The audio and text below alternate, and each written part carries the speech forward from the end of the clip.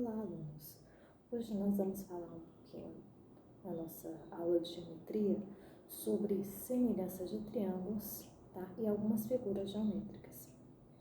Na semelhança de triângulos, nós podemos observar, tá, que os ângulos das duas figuras, eles não vão ter alteração, tá? Ou seja, o meu ângulo A da primeira figura tem o mesmo valor do meu ângulo A' da segunda figura, ok? Então, dizemos que os ângulos correspondentes são congruentes, tá bom? E a outra definição para a semelhança de triângulos é que os lados correspondentes são proporcionais, ou seja, o meu lado de A até B da primeira figura é proporcional ao lado A', tá, até o B' da segunda figura. Então, nós vamos ter que os três ângulos, tá, possuem o mesmo valor, tá, e os lados dessas figuras vão ser proporcionais, tá bom? E nós vamos ter também um teorema fundamental da semelhança de triângulos, que ele diz: se uma reta paralela a um lado de um triângulo intersecta os outros dois lados em pontos distintos, então ela determina um novo triângulo semelhante ao primeiro. Então, o que eu fiz? Eu peguei um triângulo, né, e passei uma linha, ok? Então, essa linha aí, ela é chamada de uma reta. Essa reta, ela está paralela ao meu lado aí de M até N. Então, consequentemente, tá, esse lado de M até N vai ser proporcional ao ponto P da minha reta até o ponto Q. Tá? Ou seja, apenas estou diminuindo proporcionalmente.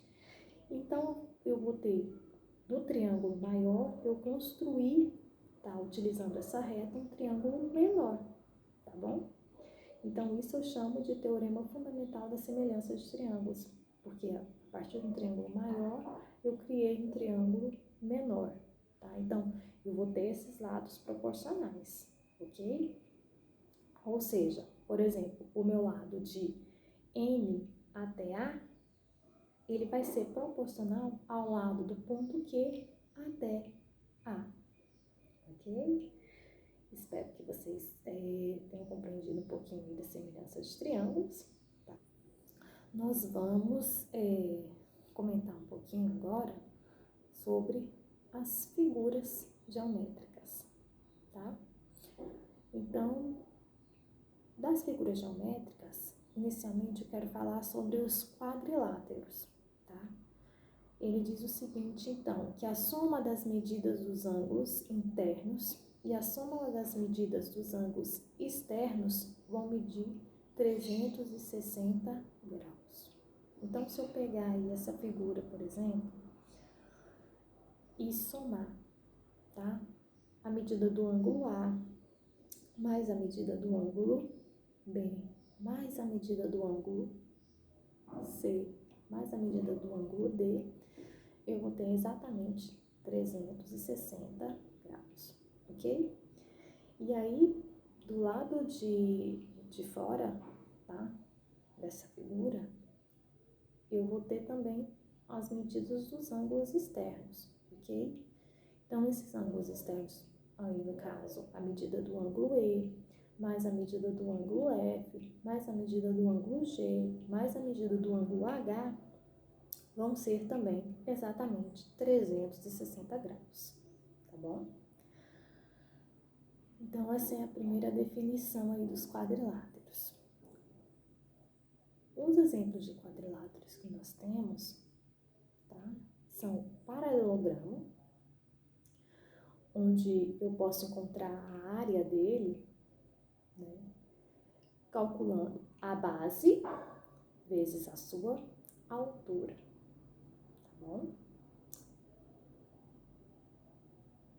O outro é o trapézio, né?